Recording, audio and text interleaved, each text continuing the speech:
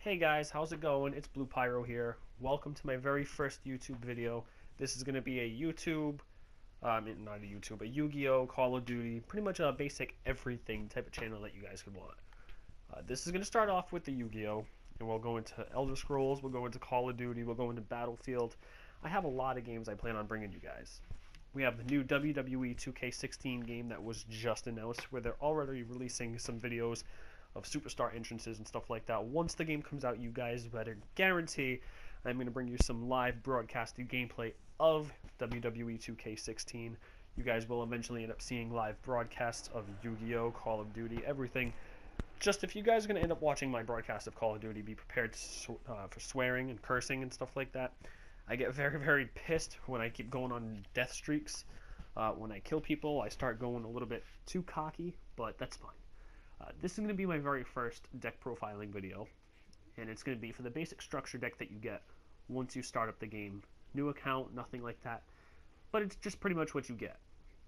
Let's go over the cards in here. We'll start off with the spells and then the traps. For the spells, we have 2 Banner of Courage. Now, this card's good, but it only gives you a 200-point attack boost during your battle phase only. It's good, but like I said, there's other power-up cards in here. This is a continuous card too, so this goes on until you decide to destroy it. This goes on until you guys actually decide, okay, I don't want this no more. But it's a good card otherwise. I mean, if you have a monster that is 200 points weaker, for example, say if your opponent has the Blazing Apache like it showed inside the thing, but then you go to the Ninken Dog, like this has 1850, this is 1800.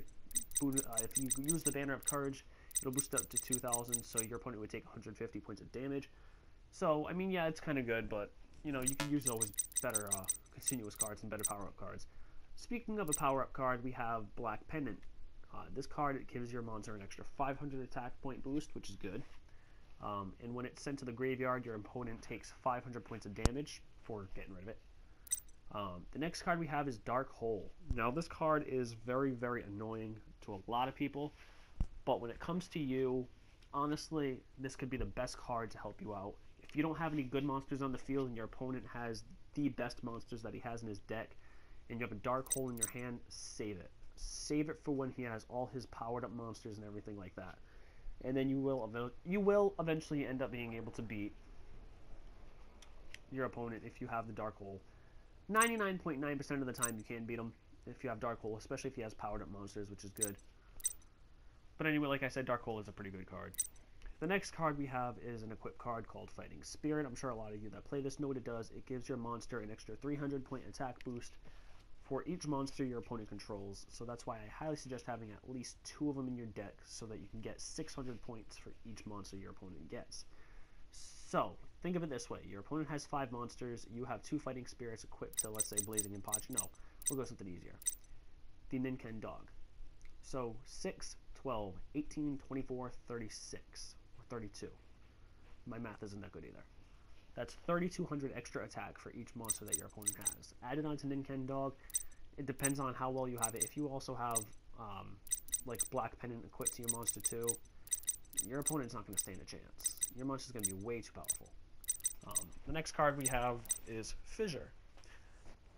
I honestly recommend Smashing Ground over Fissure anyway, because this destroys the lowest attack. If your opponent has a card on the field that has high attack and high defense, and he doesn't really have any low monsters, but his lowest monster he has is still pretty powerful, he still has a lot of other powerful monsters that he can use to wipe you out. So, honestly, that's why I would recommend using Smashing Ground instead of Fissure, which I don't think I have Smashing Ground yet, because I just started this. I'm going to check quickly just so I can replace it, because I'd rather have Smashing Ground.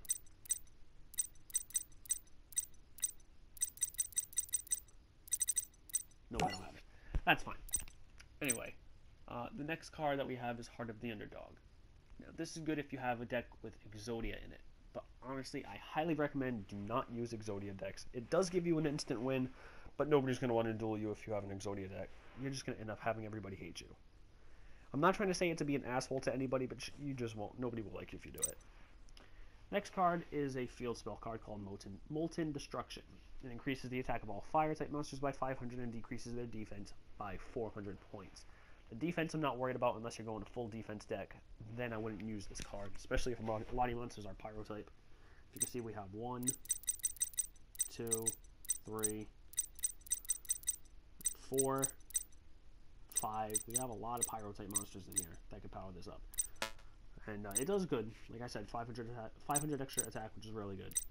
Then we have Rush Recklessly. God, I can't even speak today. It is a quick play spell card. It only goes until the end of the turn, but it gives him an extra 700 attack, which is, like I said, 700 attack is better than nothing. I highly recommend it. Only for a structure deck, though, not for a regular deck. Then we have one of my favorite cards in the game, Shard of Greed. This card is a continuous card, and every time you draw a card, you get to place 1 greed counter on it. And if you have more than 2 greed counters, or if you have 2 exactly, you can send it to the graveyard, and it allows you to draw 2 cards. So again, it's good. I recommend having at least 3, just so you can get what you need. Then we have probably another one of my favorite continuous spell cards, Supply Squad. Every time your opponent destroys one of your monsters by battle or card effect, so that includes Dark Hole, anything like that, you get to draw 1 card. And I don't know if it goes by how many monsters are destroyed. I think it's if they destroy a monster, in general, like if they use Dark Hole and you have 5 monsters, you only get to draw 1 card. But that 1 card can end up saving your life. Then we have Swords of Concealing Light. I don't know why they added this instead of Swords of Revealing Light, but that's perfectly fine anyway. When this card resolves, all monsters your opponent controlled when this card was activated are changed to face down defense position and cannot change their battle position. Destroy this card during the second standby phase after activation. So it's like a reverse version of the Swords of Revealing Light, it's pretty good. It really is. They can't change it. They can't do anything like that. Any power-ups that they had are destroyed immediately. So I do recommend Swords of Concealing Light too. Call of the Haunted. Pretty basic, pretty simple. Lets you bring a monster back from the graveyard when it's destroyed. I recommend it. I really do. Then we have Cry Havoc. You can remove from play 1 monster from your graveyard to normal summon or set 1 normal monster from your hand. You can only activate this effect once during your main phase. So if you have a monster in the graveyard during your main phase, you can normal summon 1 monster just by removing a monster from your graveyard from play. Make sure you have monsters in here you don't care about so you can get rid of them. But like I said, it's pretty useful. It really is. Because then you can summon again during your main phase. You can actually do a double summon. So if you have the Xyz summons or the Pendulum or anything like that, actually no, Xyz or the Synchro monsters, then you can usually use that. Then we have Dust Tornado. Dust Tornado allows you to target 1 spell or trap on your opponent's side of the field and destroy it. Then you can set 1 spell or trap from your hand. I usually use Dust Tornado. Lately I haven't been because I haven't really found out that it was doing that good for me. But I am thinking about adding it back into my deck. I'll think about it. Then we have Liberty at Last. When a monster you control is destroyed by battle and sent to the graveyard, target 2 face-up monsters on the field, shuffle those targets into the deck. If your opponent is using a Gravekeeper's deck and he has 2 of the Visionaries on the field, for those of you that don't know, Visionaries are probably the strongest monsters, especially with their effect. And you could shuffle them back into the deck. And the chances, whatever the cards they have left, say if they have like 23 cards left, the chances that they're actually going to draw those cards are, if they have 3 out of 28, 3 out of 25, whatever the cards they have left, it's good. You'll have the chance. Then we have Mirror Force. Pretty self-explanatory. It destroys all attack position monsters on your opponent's side of the field. Highly recommend it. Now onto the monsters. We have 3 Blazing Impachi, 2 Firewing Pegasus, 1 Girochin Kuwagata, oh I said that right, 1 Great Angus, 3 Ninken Dog, 3 the Dragon Dwelling in the Cave.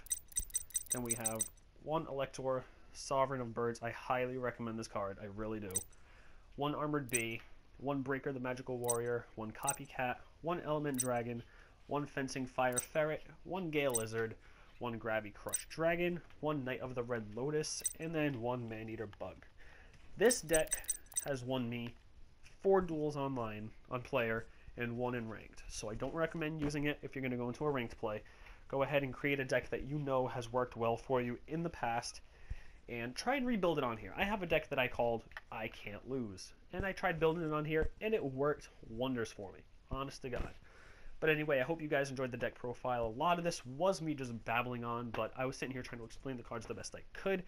If you guys need any sort of deck recipes you want to see on here, don't be afraid to leave a comment in the section below. I will build the deck the best I can. Until next time, don't be afraid to rate, comment, and subscribe. I would highly appreciate it. I could use all the support I can get. I really could. But until then, I hope you guys enjoyed this. Please remember to thumbs up the video. And this has been BluexPyro. See you guys later.